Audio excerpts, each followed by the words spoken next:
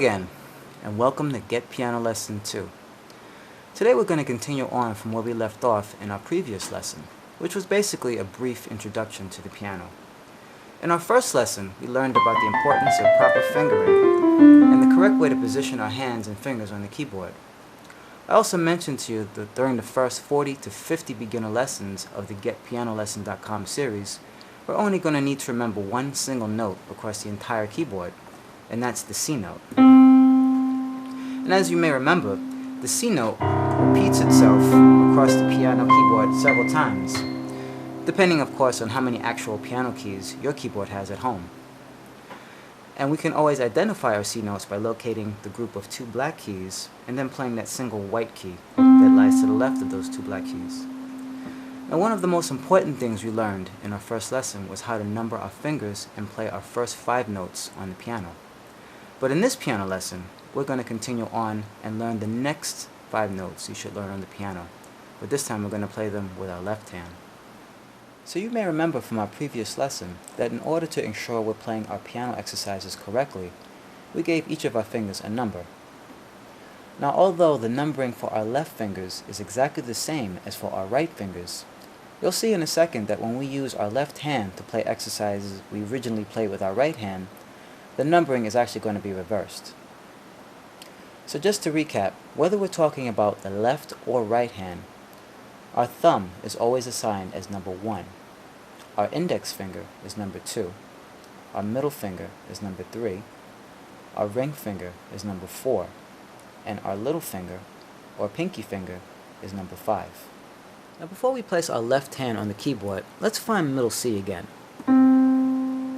Remember, middle C is where we would normally place our right thumb, but now because we're introducing our left hand to the keyboard, we want to choose the next C note to the left of middle C, which actually happens to be approximately 7 white keys down from middle C. But unlike our right hand, we're going to place our left little finger, number 5 finger, on this lower C note. And then next we're going to place our left ring finger, number 4 finger, to the right of that C note. And then place your numbers 3, 2, and 1 fingers down on the next 3 white keys respectively. Now when our left hand is resting on the piano in this position with our left little finger on the C note, this is essentially another C hand position.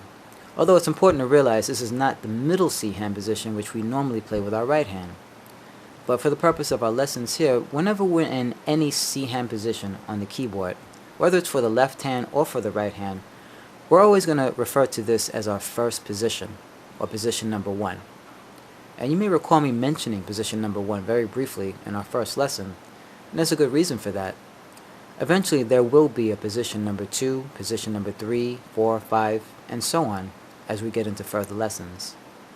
So without further delay, let's take a look at our first left-hand fingering exercise. We're going to start off playing the same 5-note finger pattern we first played in our previous lesson. But this time, notice how the numbering for this exercise is now reversed, because we're switching to our left hand now instead of our right. Now before we begin, let's make sure our fingers are curved, our wrist is up, and the tips of our fingers are touching the piano keys. So let's begin with our left little, number 5 finger. 5, 4, 3, 2, 1, 2, 3, 4, 5. Okay, so once again, we want to play this sequence of notes at a steady and even pace. The timing and the volume level should be equal for each note you play. And we want to make sure that we're lifting each finger up before striking the next finger down.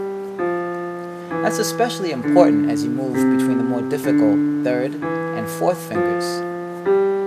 In addition, you want to make sure that your hand stays in the same shape and the same position as you move through all 5 notes. So when you can play this exercise smoothly and accurately, go ahead and play it with a little more speed. Just be sure you're sticking to the basic fundamentals of this exercise.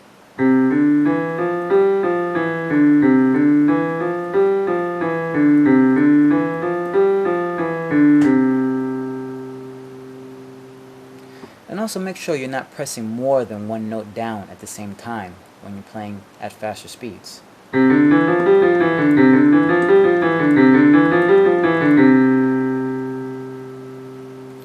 And once again, when we play a sequence of notes like this, in an even, smooth pace with one note played directly after the other, this playing style is known as legato in music theory.